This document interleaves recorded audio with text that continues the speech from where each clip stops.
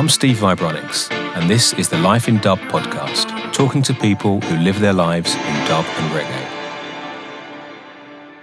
Episode number 5. Welcome to the 5th Life in Dub podcast, a new series of in-depth interviews with people who've lived their lives in dub and reggae. Thanks again for all the support for Life in Dub. I can't believe it's episode 5 already. As ever, keep the messages, comments and suggestions coming in and let me know what you think about the podcast. Don't forget to subscribe to the show so you can get automatic updates for each new episode. And you can email me at vibronics@gmail.com, and you can visit the podcast website, lifeindub.com. I wanted to talk briefly about collaborations this time. It's something I've become more and more known for, I guess really since the Empire Soldiers project with Brain Damage that began back in 2013, where we somehow managed to make a reggae concept album about the troops from the Caribbean, India and Africa caught up in World War I. Since then, I've been involved in some great projects with Conscious Sounds and last year with Sandra Cross and Sao Paulo's Daughters of Aya. My latest collaboration is with Weeding Dub from Lille in northern France. We first worked together way back in 2004.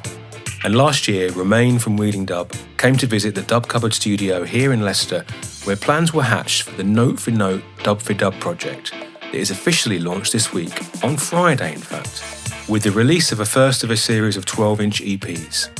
So what is it about collaborations? I mean, I still love making Vibronics music myself and with the amazing Leicester team I work with, but collaborations challenge me to work differently each time, to keep learning new things. It's not just the music, that's a crazy and interesting process in its own right for sure, but working with other producers on releases, live shows, tours, promotions, all the stuff that goes into a musical release, and then travelling and performing together is different each time. And the old phrase, 2 heads are better than one, can really kick in as you bounce ideas around and come up with new ways of working for all parties involved. I think the real beauty of a good collaboration is giving up a bit of control. Sometimes not easy because it's something most producers are obsessed with. We love to be in control in the studio. So anyone out there who works on their own, I really recommend lining up some kind of musical collaboration. Sometimes it's not easy for us studio control freaks to let go, but when we do, the results can be really worthwhile. My guest this week is Mark Iration. I drove up to the high-rise studio in Leeds where we sat down to talk about how he started out in music and the birth of Iration Steppas, and how Mark and the crew evolved into one of the most successful and highly influential sound systems out there. I've known Mark a long time, so it's great to sit down and talk through his life in dub. So, enough of me, let's get on with the interview. So, Mark Iration, welcome to the Life in Dub podcast. Okay, Mr. Vibronics, everything good? So we're here in Leeds, in Chapeltown. Yep, we're in Leeds, at the Iration studio, which many people don't get to see. You have to be a privilege. Top secret location. That's what it is, man. Top secret for real. No, the secret's safe, Mark. The secret's safe, definitely. What I'm doing with the guests is I'm asking everyone the same question at the beginning, and that is to name a track that you listen to, or a track that had an effect on you where after hearing that, it kind of changed everything. There was no going back. When you look back, you think, yeah, that tune, I heard that, and then that changed things for me. So I don't know if you want to talk about a track like that, if you got an example. Well, reggae music-wise, obviously, Burning Spear culture and them kind of guys was like, Bob Marley, obviously, was like, when you first heard reggae music and it was all good. Then he started to go into like the Trinities and the Linval Thompson, Barry Brown, Johnny Clarks and stuff like that. But for when it comes to sort of like hearing how a tune is mixed and this, that, the other, for me, Slave Driver by Dennis Brown and Rankin Joe kind of opened my eyes in the sense of like, wow, that's a wicked mix, because Dennis Brown, one of my favourite singers, definitely one in my top 2. And Rankin Joe as an MC was just fire. Brilliant fire. Combination. Do you remember where you heard it? When that would have been? Or it would have been a session. It was a session because we had in Chapeltown we got this thing called Community Centre where we used to go to virtually like a youth club. So we used to go there. I think it was a Thursday. We used to go there. And I think I heard it up there, and I wanted it. So I wanted this track. And I actually got it from HMV back in the days, because I had a rapport with HMV because I used to work in town at a place called Safeways in town. And HMV was only 5 minutes walk down the road. So Safeways is the old supermarket. Yeah, old supermarket, Safeways. Yeah, I used to work there as a kind of a under management kind of thing, you know what I mean, doing my stuff. And I used to always go there at lunchtime to go and see what they got for me. So that was my thing. I used to put rock cards away for me and stuff. And I went this Slave Driver track by Dennis Brown and Rankin Joe. And it's like I said, Dennis Brown was the greatest singer. Rankin Joe one of the greatest MCs. And then the mix, man. It's the mix. You need to listen to the mix. There's 2 mix on there, man. It's like... And the bass, the way that the bass was driving, and the mix... Kind of new effects, yeah. Kind of wrote the template, really, for like the kind of warrior stepper thing. Yeah. What sort of time? What kind of year are we talking, this kind of time? 70s. The 70s, okay. 70s. Okay, so this is like when it came out, obviously. Yeah, when it came out. I was at school then. Yeah. I was at school, and we used to go to this rock card shop called Sir Yankees Rock Cards in Leeds, yeah. Down by just off Spencer Place area down there. And it's just like a rock card shop, like a garage, like a backstreet garage. What was it like? I mean, you describe what it was like, this place. This place was like, after school, we used to catch a school bus, go by school bus, get off Spencer Place, and then walk up the back street from the bus stop. And just wait. People used to gather out there. You get the elders, and we was youth, man. Look at the elders. So we were just outside the rock card shop, listening to tunes, because Sir Yankees putting rock cards on, and we're just there listen to tune. So we used to have our dinner money and stuff like that. We used to sell our tickets, full tickets sometimes. School dinner tickets. Yeah, school tickets. Get some money to buy rock cards, yeah. We used to do that and sell our school ticket money, dinner money, and then wait outside there. But because we were youth, man, we was at the back of the queue. So you had the elders at the front. So if Sir Yankee had 1 rock card, and I want that, you're a little youth, man, the man at the front is going to get the rock card because he's only got 1 in. So you have to remember that in your head, and remember that tune. Oh, that tune by so-and-so. I'll remember it for next time. And then, so yeah, as a youth, man, we learned through that way from the elders that how to hustle and bustle to get a rock card. And then when you get a bit older, then you start using your elbows and, and knees and stuff to get through, to get a certain rock card at that time. And for younger people now who are buying records, it's like records are like they're expensive now as well. Online. And back then, I mean, what were you paying? This is 7-inch 45. So what were you paying for that?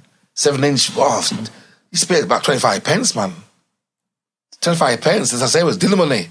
You know what I mean? You used to pay for rock cards, 7-inch rock card import, then 12-inch import. And we just got pre-release them days. Pre-release. It wasn't called 45s, it was like pre-release to call it, you know what I mean?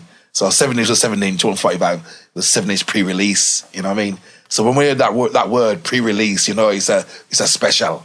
And they weren't, like I was saying, they weren't expensive, but you know, you could get some with your dinner money, whereas now it's like, I think people struggle to... Yeah. I don't know who buys them, they're so expensive. Yeah, I mean, nowadays, how much is now for a 7-inch, man? About £5? Yeah, £5, £10 even. Yeah, 7-inch now. I mean... When I think about it now, Steve, you release records like Rice. Imagine 25p for a 7-inch. How much did it cost to make it then? Yeah. And how much did you get back from, say return, how much did you get back, say return on 25 pence? Go to the distributor and get your 10p. Wow. But the numbers though, the sales were so much bigger then, I think, that you were selling volumes. Yeah. Because the only way to get that tune was a record, whereas now you got streaming and many different ways. It's changed so much now that, you know, like I said, 7-inch, 12-inch, 10-inch. But going back to this like shop and like, so what was going on in Leeds in that kind of time? And what was there dances and thriving? Like... Leeds was thriving. Leeds was at community centre. We had Gaiety, we had Hayfield Club, we had community centres, we had the Chapeltown Youth Centre up in the ghetto. Ghetto's thriving. Blues, we had the most blues. Every street version had the blues. And this is those grew up as youth, man. You know what I mean? So dances to us was like something to look forward to. I mean, it was like going to Disneyland or something. You know what I mean? To see sound system string up and the wires. Them, you know, like I said, people used to have 4 quads back in the days. People talk about doubles now. That's a four-way box with four bass speakers. Four bass speakers in one column, you know what I mean? Sort of wardrobe. Thing. It was funny though, because you had four bass speakers, then you had one mid-range and one top section. So it's like, it was three-way back in the days, but this is just two-way, right? And then obviously, because preamps were like two ways them days there, you know what I mean? And then it went to three-way and then four-way, and then obviously nowadays 5 and 6-way, you know, preamps. But what about and the sound systems? You talk about preamps and sound systems. What sound systems were there in Leeds? What sound systems? Many sounds in Leeds. Magnum 45, Channel 1. Channel 1. There was original Channel 1 in Leeds back in the day, by the way. Raspata, Emperor, Ambassador, Genesis. No sound in Leeds. Too many sounds, in fact. Every street had a sound system. But my sound back in the day was like Magnum 45. There was like the more the Steppas sound, because when you're a youth man, you just get energy to step. So that was our sound system them time there. And where would you go and hear Magnum 45? Up in the ghetto, Chapeltown, in the ghetto. Used to play all over the place. Different, anywhere you could find a hall or a school. I remember one time when they had this school, I forgot what street it was, but the school, and then the windows was just vibrating. You could hear the sound. You could hear this rattling, windows rattling, and that's where you knew, oh, it's over there, sort of thing. And you used to go in there and then just skank. He says it was all about dancing and skanking and taking on each other.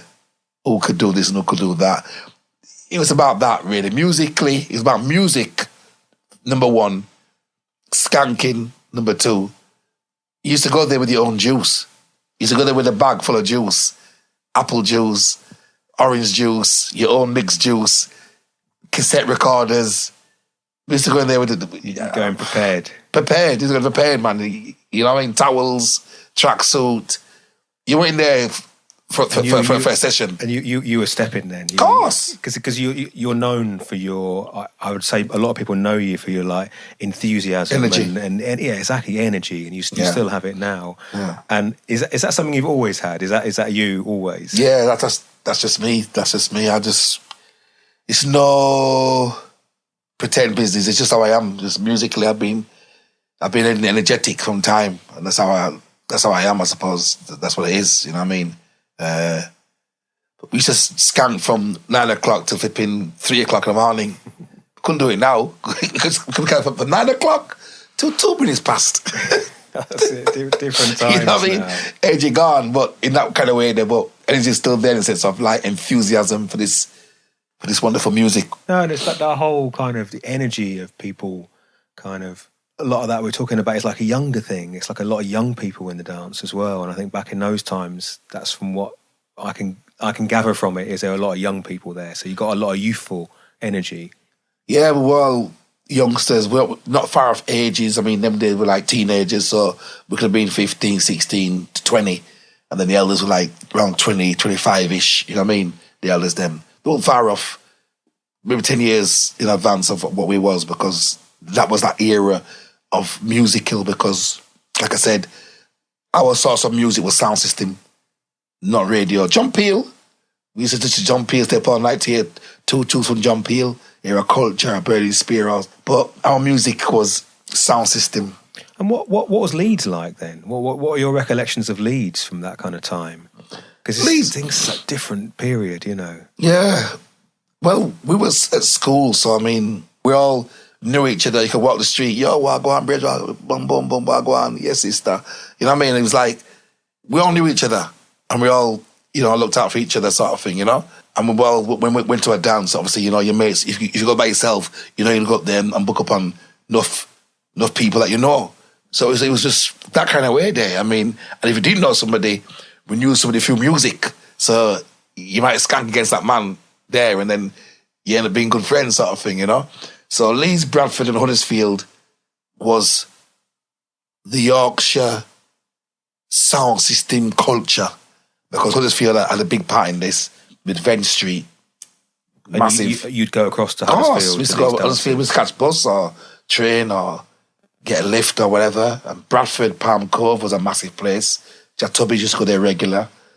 Wasifa, Sifa sound. So many stories I could tell you, but what about these visiting sounds, the Wasifas and the Jartubbies? It's like, were they bringing something kind of extra when they were coming into town, would you say? Jack Tubbies was like virtually the biggest sound to come out of London up here. Because every month, you virtually Tubbies was in Palm Cove, Bradford, or in Leeds or Huddersfield somewhere. Because it was one of them kind of sounds that had it. He had that hooliganism about him, and he knew how to select, and he had good MCs. So he was like, Tubbies was one of the pinnacles of sound system from out of town at that time. And Shaka, obviously, Shaka used to come up here as well quite a lot. And Shaka was like, in his younger days, was like, whoa, you know what I mean? The Lion, the Zulu Warrior. Saxon and Shaka played in Community Centre. So that's great, because that's the kind of thing would never happen again. And this is a community centre in the 80s, Jar Shaka and Saxon Sound System playing on their own sound systems in Leeds. Is that right? Yeah. It was a funny dance that, because you had Saxon followers and you had Shaka followers. A bit of a different scene, really. It was a mad dance. Anyway, every time when Saxon played, all the Steppas man then walked out, and then Saxon man then stayed in there, and every time Shaka played, the man was in there stepping. So it was a funny dance that way. I remember that dance really good, because it was contrasts, you know what I mean? Because if I hear Saxon by himself, wicked, it's all liquid, tip of eye on them, man, them, Papa Levi, the works, bad. And then you had Shaka, the warrior. Like you said, you won't get that again, but at that time, they were both on top. Sax was on top, and Shaka was on top. At some point, you started to get involved yourself. And how did that happen? What are the earliest parts of you getting involved in from moving away from attending the dances to some kind of involvement? Because I know you as someone who's a selector, box man, sound man, also artist, vocalist, everything. So what kind of thing happened first for you? One for me, when I got involved, I used to go to blues. This is the blues, like late night parties from 2 o'clock till. And this is like in someone's house in Leeds. In houses, yeah. So I was just a youth man in the house, and there were certain sounds playing, and my cousin had a sound.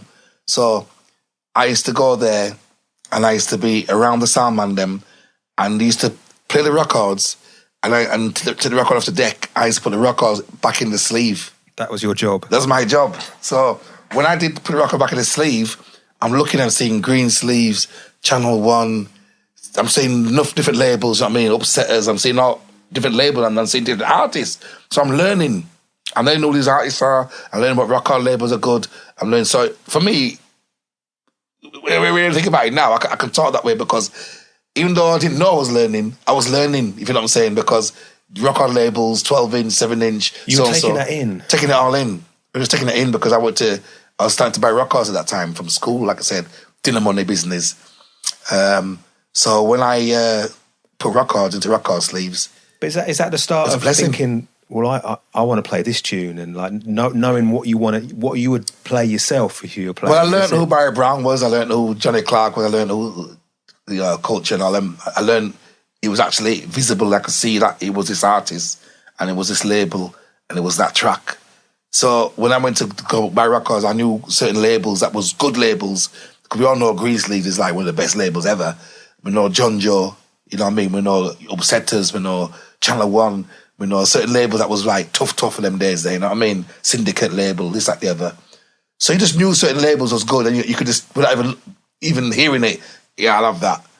Because they just generated good tracks, you know what I mean? And that's how I learned. And I learned how to reel up a wire around your hand, reel up a wire, how to wire a sound, because them days it wasn't speak-ons, it was just raw, left and right, black or red. Like twisting twisting wires. Like break it with your teeth, get the thing off with your teeth, and wiring black to black and red to red. Some of them colourblind, so they white, black to red, and vice versa. So you have to be very careful at that level. Then get tape. You used to have tape and wire tape around it, this, that, the other. So I just learned so much from the elders that I didn't realise it would bring me to who I am today. And how did you progress from putting the records into the sleeve to getting more involved? What was like the next? Well, next step for me was when I was at school now, I this thing called HP. I used to go to a shopping town called Dixon's or wherever it was. I bought myself a ghetto blaster. Everybody in Leeds knows me from school. with a ghetto blaster. And I used to buy... take it everywhere with you. Yeah, take it everywhere with me. Everywhere, the park, everywhere. Everyone knows me for that. So my ghetto blaster was the main thing for me. And like someone said the other day, that was virtually my first sound system, with the ghetto blaster. I used to take records, put them on cassette tape. We used to walk around town with play music like the Pied Piper or something, you know what I mean? People used to follow me. I had a great friend of mine who's passed away now, but still with me, called Sam Mason. Me and him used to link up our ghetto blasters together. So we had quads, you know what I mean? Then Two stacks, that's like the one. We said 2 stacks of ghetto blasters. So everyone loved me for a ghetto blaster, man, back in the days. I mean, we're talking like 70s. So yeah, and I learned from there how to, what records, labels, what this was, Bailey Records and so and so. I used to have a cousin, still got a cousin in Sheffield, because there was a good record shop in Sheffield. It was better than the one in Leeds. And I used to phone him and say, yo, Barry Brown, this one, Barry Brown, that one, or so and so. I used to go to the shop and I said, anything on Syndicate label or Green Sleeves, get it. So I used to phone him up, send the money over, and then boom, he's got it for me.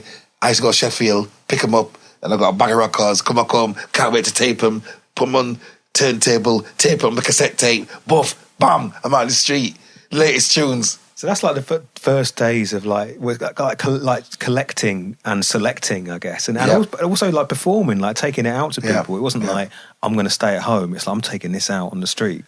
I didn't know at that time. I just love music. You know what I mean? I just love music. I just love music. But I've had this conversation with a few people, and it's something that I believe firmly in as well. Is like, kind of everyone likes music, but certain people, they just get deeper into it.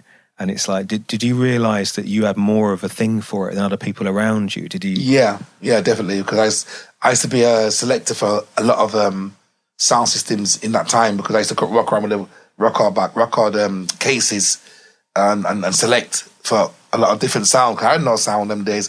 I didn't even think about being a sound. It just wasn't in my, vocabulary to get a sound. I just was a selector. I just loved music. Yeah. So any record shop that popped up, I was there. You know what I mean?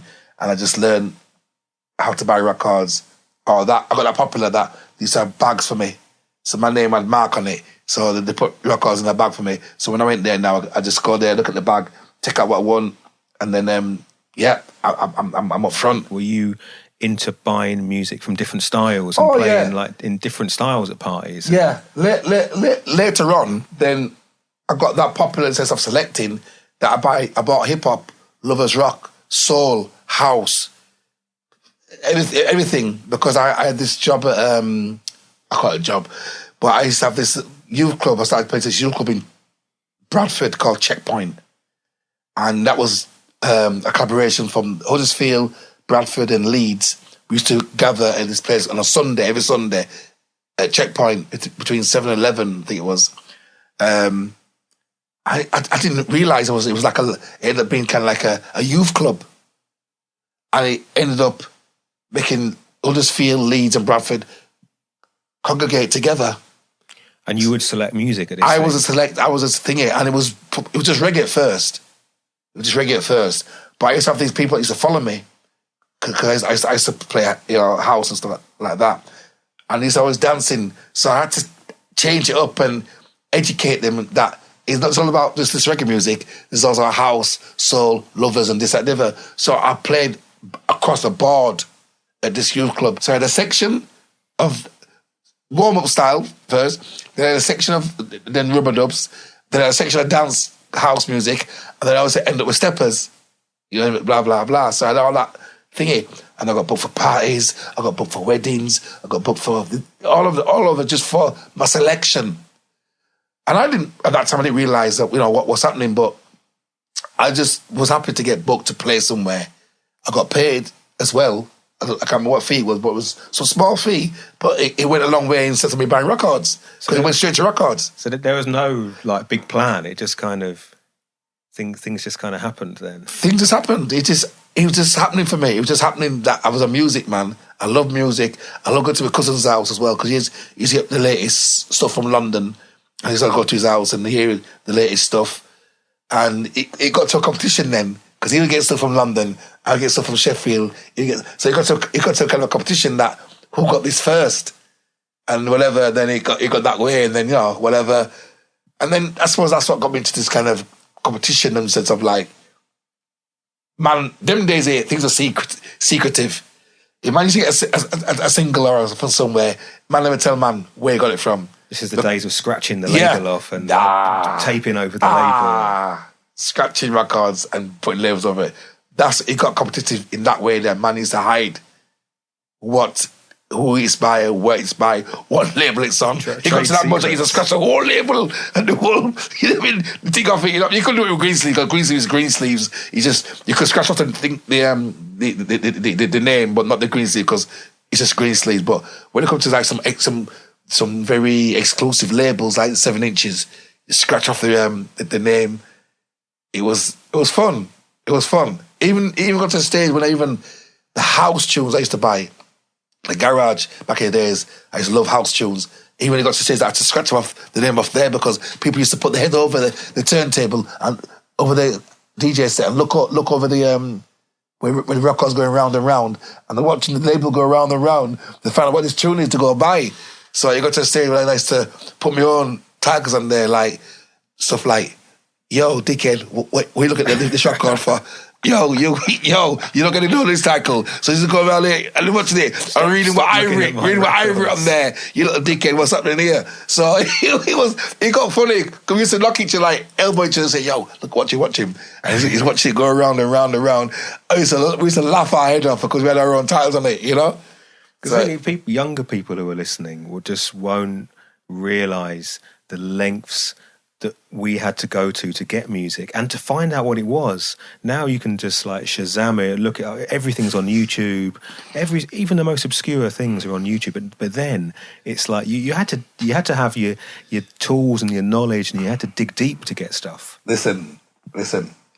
We used to have to drive on the motorway and meet somebody halfway just to get 1 track, 2 track, 3 tracks, whatever it is. We had to meet man on the motorway to get certain tracks, right?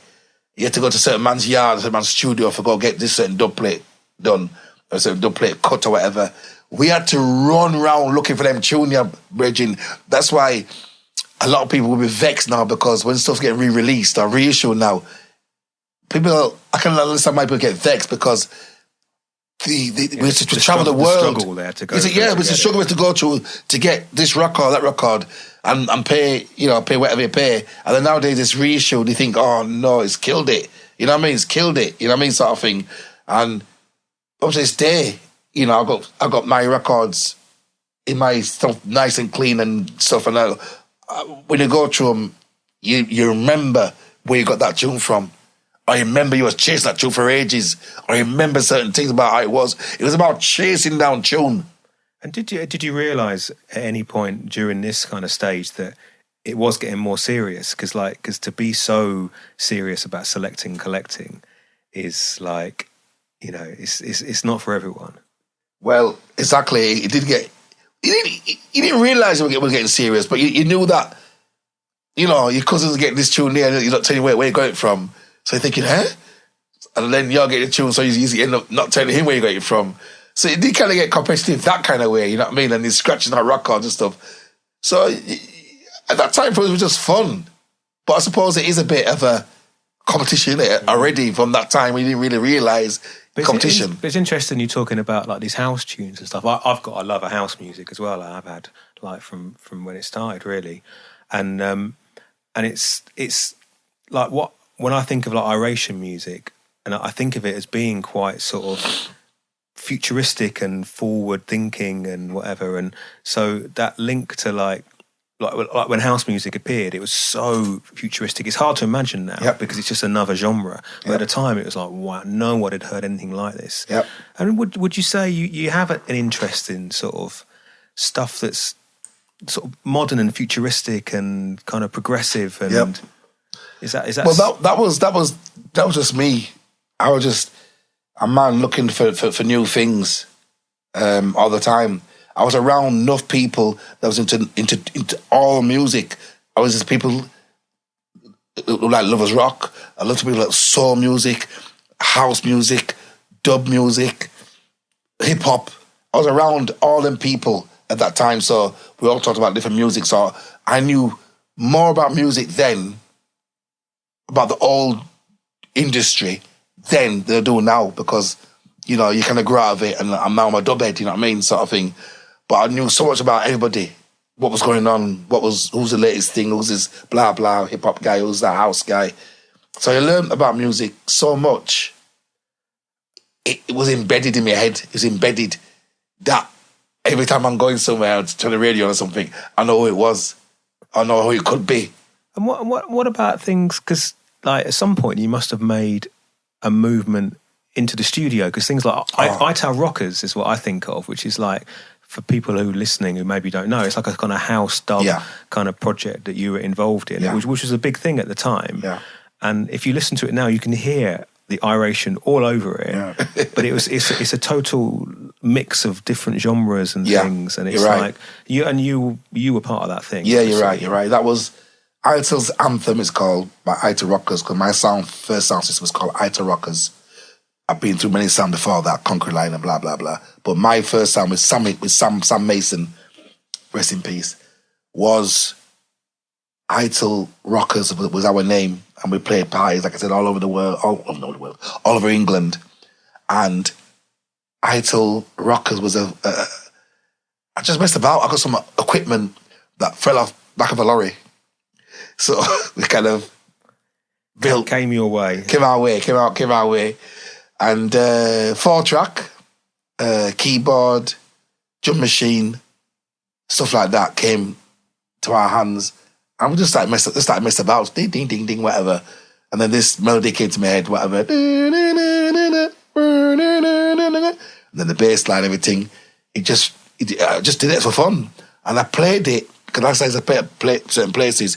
We had these jams in the cellars in Leeds. Hip hop, it was all genre music, hip hop, everything, right? Like I said, and I put this tune on. The one that you made, I made Ital's anthem, and it just took life. It absolutely took life, and I didn't think nothing of it in that way there. So every time I played it, people ask me, what is it? And it says, this is a tune. So it ended up being that good that someone to sign it up. There's a record label called Warp Record back in the days that were to sign it up. They in like Sheffield, is it? Yeah. But when I was about to sign for Warp, there's some friends of mine called LFO who blew up. Yeah, they're like a big techno. They just blew up because it's tune LFO. That kind of blew up. So when it blew up, it's a small record independent label that I'm not used to things blowing up. This happened like that. So when I put a sign for him, this thing just came, LFO's in charts, and everything just went chaotic, you know what I mean? So I never got signed up by Warp at that time because that went chaotic. So this other label in Leeds called Basic Records, they said they'll sign me. When you're a youth, you just want to get a track out. You just want to get a track out because, your mates have got tracks out. And to tell your mates that you've been signed, that is... Yeah. Nightmares and Wax got signed to Warp, and LFO got signed to Warp, and I was about to get signed to Warp. I didn't get signed to Warp because they just blew up. But so even a small label, you get signed to a small label, I've got a record deal. Yeah, so I got signed to a small label, Basic Records. They did their thing, tunes. Up to this day, I was talking to LKJ Bookham and Groove Rider and Fabio, and them man are still playing the track now. They said it's one of them classic big tracks, and I was so proud that they still play it now. Well, it's like bass music before bass music was invented, because it's got the mix of kind of dance music, but also you can hear the kind of reggae and the futuristic stuff. It's really and like you said, Steve, you heard it. If anybody hears that track, Ital's anthem, it is, you can hear it. It's Iration all over, because you hear the samples and stuff, and the bass drops and the mix. I mix that live, by the way, as well. And that horns melody kind of thing. That's the melody is like, it's one of my Iration top lines, you know what I mean? So if you hear it, anybody, it's called Ital's Anthem by Ital Rockers. You'll hear it and you'll judge for it yourself. But it's a massive track, up to 30 years old now. But and speaking of massive tracks, it's like, because where I got involved, really, is as a fan of Iration Steppas records when they first came out. And I remember when High Rise Vibrations came out and when Kilimanjaro came out, and especially High Rise. I think was that the first one, the first record on your as Iration? That was the first Dennis Rutical and Mark Iration track. Okay. Because I was in America. I mean, Dennis was Dennis phoned me for this project, Kitachi project.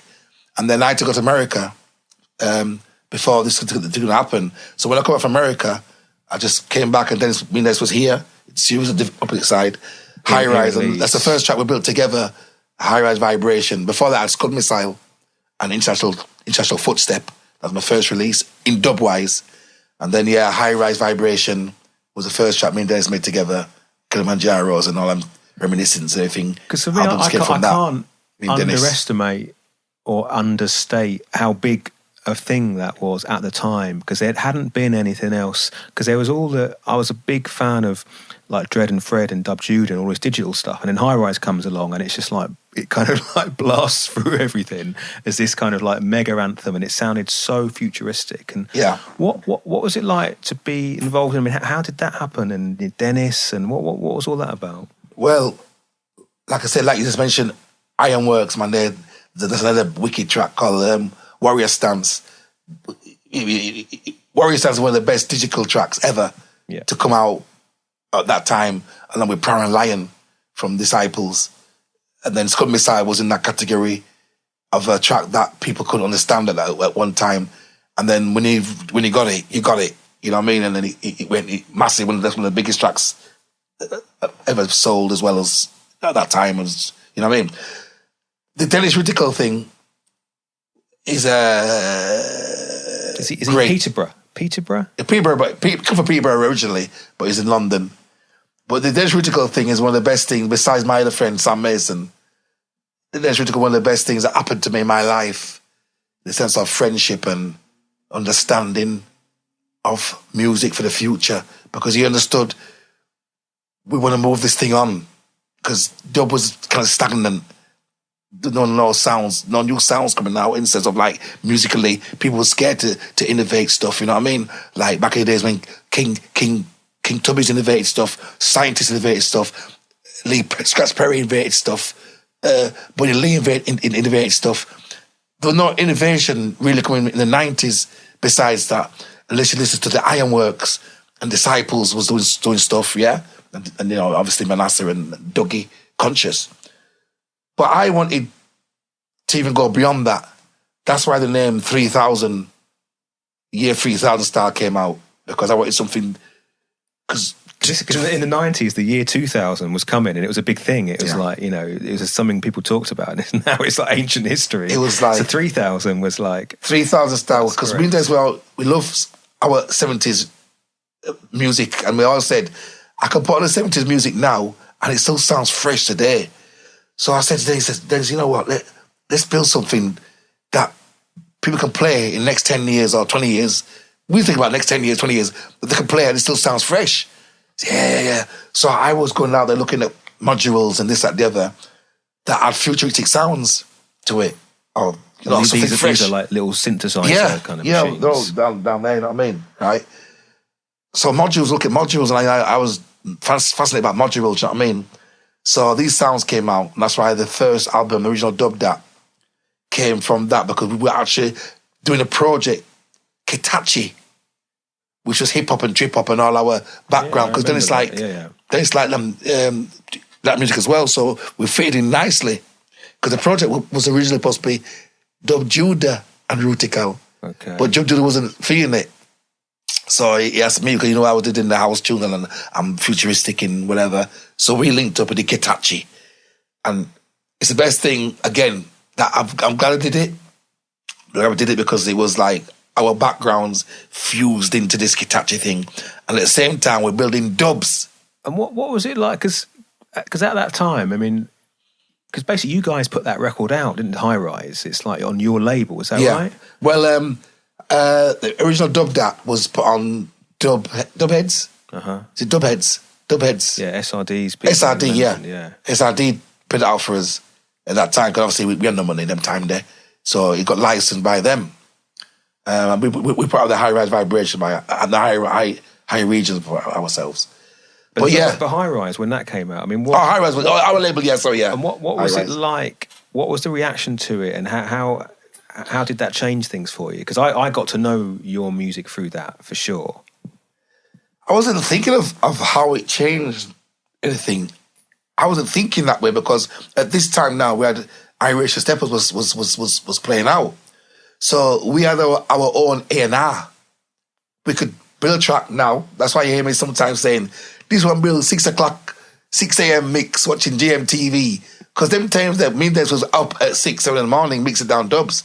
And we're going to get the van at midday to go down to Southend or whatever it was, yeah? So we built the dubs, put it straight onto that, and then played it in Southend. People going crazy. People go crazy. We had this thing called Dummy Craze up in Bradford also. We played tracks there. So we could do our own A&R and test it to the crowd there and then. Fresh off the mix, hot, still hot like fire. Like just come out the oven, bridging. So the tune was just there. So the high vibration, the Kilimanjaros. When I made Kilimanjaro, personally, I was here and the track was getting built. We built the track there. I went to the kitchen to get a drink. And I had a poster on the wall, some African posters on the wall. And one of them said Kilimanjaro. So I'm in the kitchen now and I looked at this poster. Like something said to me, look at the poster. I looked at this poster and then the tune was playing. Dun, dun, dun, dun, and it said, Kilimanjaro. It just came to my head. And I said, Dennis, how's this sound? So I put Kilimanjaro, Kilimanjaro. I sang that. And it says, yeah, let's put it down. So we had a little sampler. We put it in the sampler, let's sample it. And it says, let's put Africa in there. Africa. Ding, ding, ding, gang, gang, gang, ding, ding, ding. Africa. Ding, ding, ding, ding, ding, ding, ding, ding, ding, ding. Africa. Kilimanjaro. So that was, and it's faded and it's left as that. Because that's kind of proof that like how it's such a strong track. And it's kind of got those two words in it. But that's all it needs, because that's enough. It just completely like... That's what I'm saying, up to this day, we said to ourselves, why? Kilimanjaro, the two words, and it's like one of the biggest tunes out there right now. People are singing it, you know what I mean? So, and stuff like that. And I've had some remixes lately by OBF and King Alpha, and they're taking life, you know what I mean, sort of thing. So...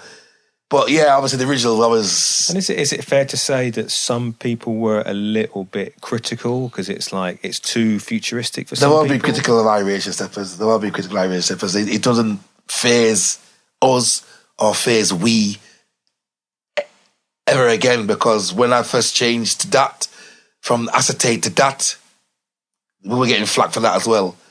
We started putting acid into the music. I call it acid, like the top lines of the acid, like analog synths. Yeah. When we started doing that, we took flack for that. So when we did anything, when we did Kitachi, we knew we got flack for it because people wanted, what's this? What we're doing here? We didn't care because we were thinking ahead of what we can do for ourselves, and we wasn't thinking about anything else but just making music. So for us, making music was like just the greatest thing ever because it was a pastime that we could do for free. We could make music for free. You know what I mean? We had to go to no studio because we had it in a high rise. We had a studio there in a high rise, and we just built tune for free. And but around this time, obviously, you've already set the sound system up, and it's like one of its first kind of like installments of Iration Steppas. So you've got the label and the production with Dennis and the sound system, and it's kind of, I guess things are kind of busy in the 90s at this point. And tell me about the starting of the Iration Steppas sound system. That was, I cut long story short, in the 80s, there was a collective of 10 people, say, and we all put money into a kitty every month or every week. I can't remember what it was now. Anyway, long story short, a lot of people started to fall behind. So they were like weeks behind or months behind, and we thought, well, when are you going to pay this money? Ended up not happening. They fell so far behind that it didn't work. So me and Sam was very enthusiastic about building something. So we said, let's build our own. Oh, yeah.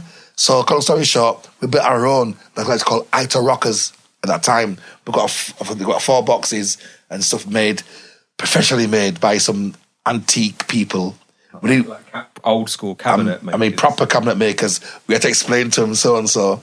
because we worked, me and Sam worked quite close by to this cabinet maker. So we went to that cabinet maker. The first thing we went to was cabinet maker there, proper furniture.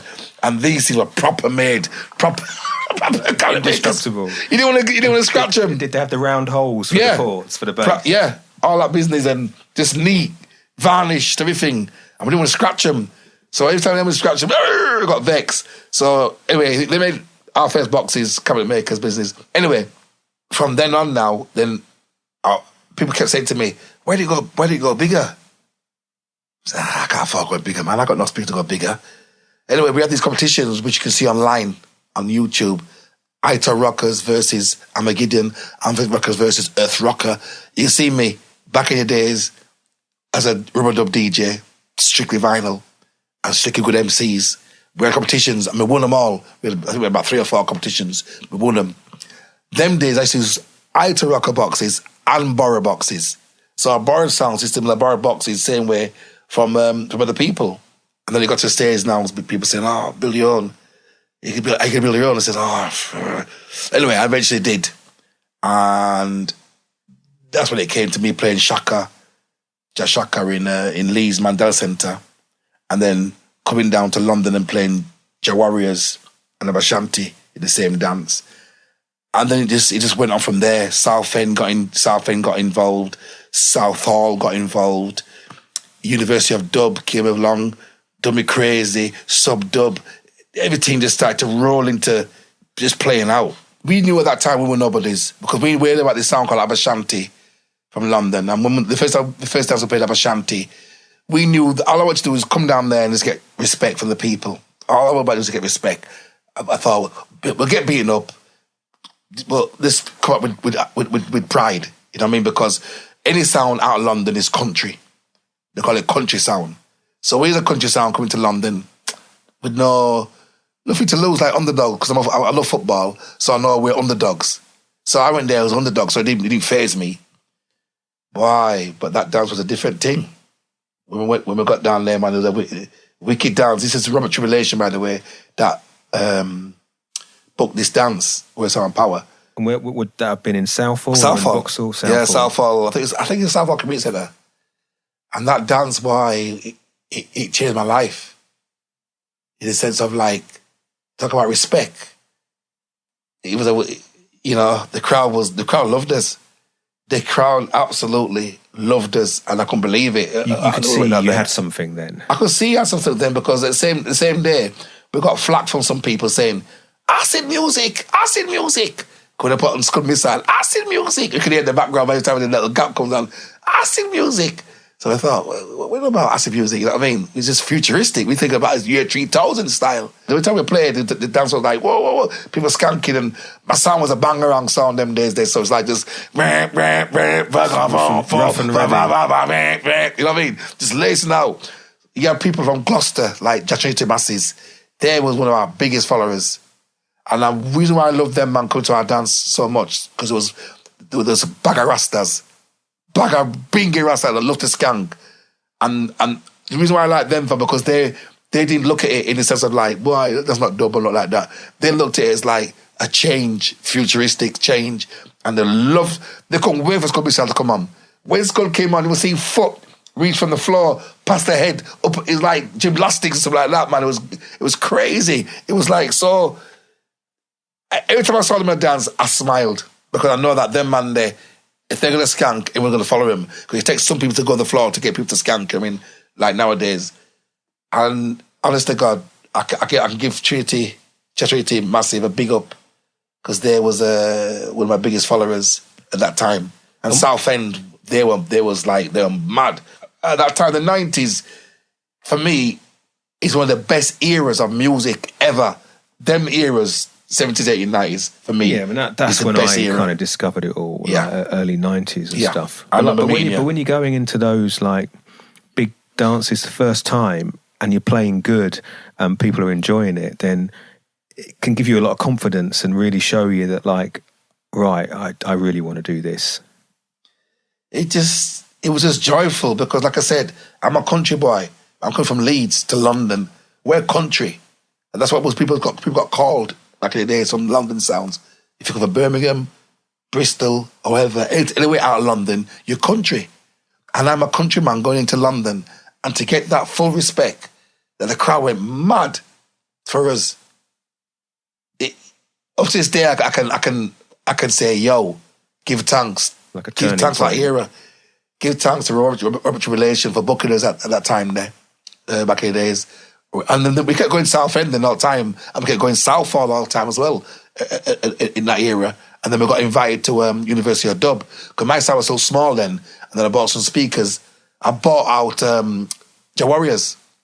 The yellow sound system, yeah. Yeah, I bought the Warriors. I remember hearing his sound. We played his sound in Palm Cove, and I had my sound, Little Bangarang sound, and I heard his sound against mine, and he killed me sound-wise. Not musically, because the music I was still strong, but he had music as well, same way. And when he asked me, he says, Mark, I might some sorry now. And then I says, oh, okay. If you are, let me know. And then the day I actually bought his sound is that I played on my sound system for the last day in Bristol, Blue Mountain Club. That's the last day I played on my sound. And I sold it to a man who came in a van. And my sound went back in his van. Because your old sound went down to Exeter. Or something, didn't it? Yeah, Yeah, to Majestic. Yeah, that's it. Yeah, Majestic. Adam. Respect Adam. And he bought the sound. He's still got it now. He's still got it now, yeah, for real. And then I went to, me and Ublo, Sammy Dread and Rutical went to Warriors lockup, and I just bought the sound and amps and everything, and I was so proud that I thought, wow, I'm a big sound now. I'm a big sound now. You know what I mean? I'm thinking that I'm a big sound now. And then we got called to University of Dub. And then I thought, wow, I'm with the big man them now, you know what I mean? So is this Brixton Rec? Yeah, Brixton Rec. Because like I said, I was never calling my sound a big sound. My sound was just a sound system. I would never call my sound a big sound. I never thought of that. What we was about vibes and about making futuristic music. That's what we was about. And that's what I want people to recognize Iration for. We like innovators in the sense of like innovating stuff fresh and not scared of trying stuff. That's why the name Vanguard of Dub came from, because we weren't scared of being on the front line doing stuff. And that's why the name 3000 Style came, because we wanted our music, when we're dead and gone, that people are going to play our music and remember it for what it was, what it is. So that was just our motto, really. We weren't going out there to the best sound or this sound, but our sound had vibes. All the London man, River, Rooftop, Scott, all the man, them, Boynton Rogers, Dennis Rutical, one of the best skankers out there. We just had that vibe. The Leeds thing is interesting, because obviously I'm based in Leicester, and again, I tend to say the same things to a lot of people, but I thought about moving to London at one point when I started, because I thought I had to. And then now when I look back, I'm so happy I stayed in Leicester, because I think I brought something different. So I don't know how you think about being in Leeds and not in London, because I think we both love London and love to play there and love to visit. Well, but Steve, it's kind of, the I same don't know what thing you think about that. You just said there, I nearly moved to London myself, because at that time it was like London was the place to be, and for anything to happen for us. You're up and down the M1. I've been on the M1 all the time, I thought. And South End was doing it as well, and South Hall, and everything was just down that area kind of thing, you know what I mean? Bristol as well, you know what I mean? And Bristol's always been my second home, because Bristol always loved me for some reason. So from day one, they've always respected me, and I love Bristol for that, and up to this day. But like I said, we nearly moved to London, and the reason why I didn't move to London, because I couldn't find a garage for the sound. So like I said, it's the best move I've ever made, because people in London are moving out of London. No disrespect to London, but it just things was happening. The congestion charges, all that. You couldn't park here, you couldn't go down that road, you couldn't do this, and that's what put me off London. That you couldn't do certain things that I could do in Leeds. You know what I mean, sort of thing. And I love Leeds, and I always will love Leeds, and I'm here. Like you love Leicester, I love Leeds. I'm glad that move didn't make, but the move nearly got made. Yeah, for you, nearly. And no disrespect to London. No, if you come from somewhere else, you can do something different. Like Leicester, if you look at, if anyone talks about Leicester, producer is Vibronics. If you talk about Leeds, sound system or high rise or anything like that, it's Iration Steppas. You know what I mean? We've made that name that people know that's part of their heritage now. You've brought like dub music, introduced it to people. you've introduced it to people who never would have heard it before, like new generation, whether it's students, young people, whatever.